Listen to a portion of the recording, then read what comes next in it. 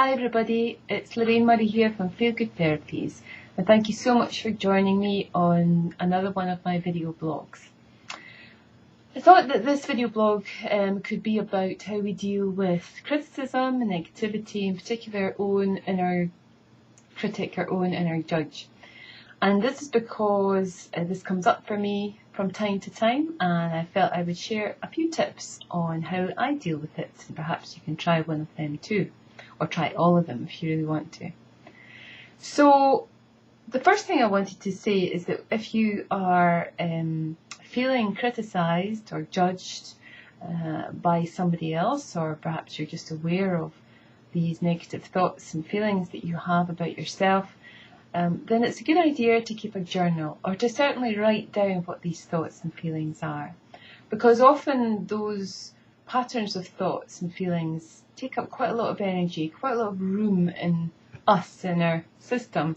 And when we write them down, we kind of give ourselves a little bit of an inner breathing space by letting go of those thoughts and emotions, even if it's just for that moment when we write them down. Sometimes when we write them down, we can get a little bit of clarity on the thoughts and judgments. We might even find them quite silly and think, my goodness, why do I bother to think this? So I find journaling very, very useful, and it's a good idea to watch you don't self-censor. And what I mean by that is that we think to ourselves, oh my goodness, if somebody else reads this, what will they think? Well, nobody else is going to read it, so just say exactly what you think and feel, and get it all out onto paper. And then what you can do, if you choose, is to take those pieces of paper and burn them safely somewhere, or perhaps to shred them. And that's a very powerful energy exercise of releasing the energy of those words that were all trapped inside you, and getting it down on paper and just letting it go. So that's a really good step to try that. The other thing to consider, perhaps, I don't know if it's a tip, but it certainly make you think about the whole way that you criticize or judge yourself. You know, are you projecting? So do you feel that other people are criticizing you, but actually it's your perception of them that makes you think that they're criticizing you? I mean, granted, there may be some people who are very negative in the way that they speak to other people. I can guarantee that the reason they're so negative towards other people is because they're very negative and very judging of themselves. But sometimes we can maybe blow a situation out of proportion, or perhaps we're super sensitive. You know, we're constantly reading each other's body language and signals, as well as on an energetic level, we read each other's energy. And I find a lot of people tend to work from the solar plexus here, and they process quite a lot of other people's negative stuff, even if it's not true. It's like they're kind of projecting onto the person that they're being criticised by. But actually, it's your own perception of the situation that's causing the feeling of being criticised and judged, not necessarily that person. Sounds like a bit of a chicken and egg situation, but it's useful to just consider, you know, is it true? Is it really, really true? Has this person said or done something? I mean, I've had a few people in my life who've been what I would call passive aggressive. In other words, they've not said anything, but you can kind of feel that they're not that happy. But I'll come on to another point in a moment about making people happy. But just be aware of that. Is it really them behaving that way towards you and criticising you, or is it your own inner critic kind of making it seem as if that person is criticising and judging you? So just kind of try and maybe be aware of that. Tip number 3. And one of the things I really like to do, well, you know what I mean, I practice when I'm with negative people or in negative situations, is that I practice some mindfulness. And mindfulness is a form of meditation that I teach, and I find it a really useful way to help me cope in those situations, because usually when we're in a situation where we feel criticised or judged, or we're doing that quite voluntarily ourselves, we're really unaware of the effect it's having on our body and on our energy. And by practicing mindfulness, you basically take your breath into your awareness. So even though this might all be going on, you just practice and notice your breath. And sometimes a simple phrase like breathing in, I know I'm breathing in, breathing out, I know I'm breathing out, which means I'm here at the moment breathing, and that's all I'm going to pay attention to.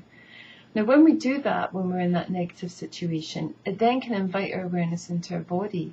And lo and behold, when we're in that situation, we can feel tension in our body, we can notice it, and then we can start to do something about it. In other words, we can allow ourselves to relax.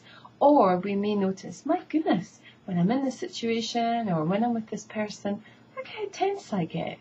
So we automatically activate our fight or flight response when we're getting into that sense of tension. So bring out your attention to the breath, then the breath to the body, and then invite it to relax. And that mindfulness can be really powerful in helping you to disengage from a potentially negative situation or a negative person by not being drawn into the drama or the repeated patterns that would normally have been there. I mean, you may still feel strong emotions and feelings come up, and even then you can recognize that and go, oh my goodness, look at how I'm feeling quite angry at this person, or oh my goodness, I'm feeling quite emotional. And just trying to then come back to your breath to keep you in the moment. And it's a good idea to practice that as often as possible. Sometimes I think that's why we get so many negative people in our life, to make us a little bit stronger with that. And then the other point is that, we can't make other people happy. We can only make ourselves happy. And that also means that other people can't make us happy either. So it's really about realizing how powerful you are and whether or not in each moment you choose to feel at peace or whether you choose to not feel at peace. And it is always a choice. Every time you think or feel or project that the other person is making you unhappy, you've immediately given your power to them of whether or not you can be happy or peaceful in any single moment. If someone is acting quite negatively towards me, I have a choice. I can stay there and practice my mindfulness, or if that feels too much, I'll remove myself from the situation and then maybe practice some mindfulness elsewhere. But I know that someone else can't make me happy. I have to choose to feel that myself. In the same way that I can choose to feel angry, or I can choose to feel fearful, any negative or positive emotions are within my power, my grasp, and the same applies to you. So perhaps you can, when you're with certain people, just see how you give your power away to them, on how you can perhaps with mindfulness bring it back into your space. And then the final tip I would say for this whole idea of inner judging and inner critic is perhaps to recognize or ask the question, whose voice is this? And I do this in classes sometimes with people, especially when they're feeling a little bit negative or saying some negative stuff. I ask them to notice, is the voice male or female? Do any of their parents pop into their mind when they think about that particular aspect that feels very negative or criticizing or judging? And I can assure you that somebody will pop in. Usually it's a mum or dad. Sometimes it could be another member of the family. Sometimes it could be someone who had a big influence on you growing up. So it's important to then recognize that that way of thinking about yourself isn't necessarily born of your interaction and experience with the world. It's been born because of what someone else has told you at an age where you didn't really have the tools to differentiate or realize that you had a choice about whether or not you believed it. So you're an adult now and you can choose. So I would ask you to think about that. Whose voice is that really offering that criticism? I think it's really useful if we can practice mindfulness and meditation. And either do that on your own if you're already, practicing, that's great. Take some of these tips into your practice and see if it helps. Sometimes we need a little bit of help. Sometimes I need a little bit of help. I can sit and meditate on my own, but I really like to listen to other people's meditations.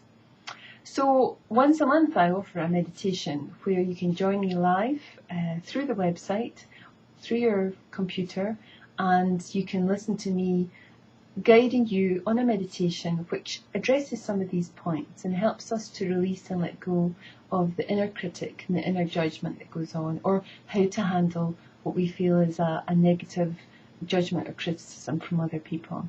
So if you would like to join me on this, then have a look at our meditation link on the website. If you're not, if you're looking at this through YouTube, you'll see at the bottom here, you'll see the website address. But just have a look at it's called Online Meditation, and you can join us. It's only £5, and most of that goes to our chosen charity, which is SOS Children. But it's a great way for you to be guided by someone like me who's been meditating for a long time, and you get to not only join on the live session, but there's a recording of it which you can listen to again and again for up to 2 weeks after the actual event. So if you'd like to join us, we'd love to have you there, but otherwise just think about the points I've raised, and good luck with your own mindfulness and meditation practice.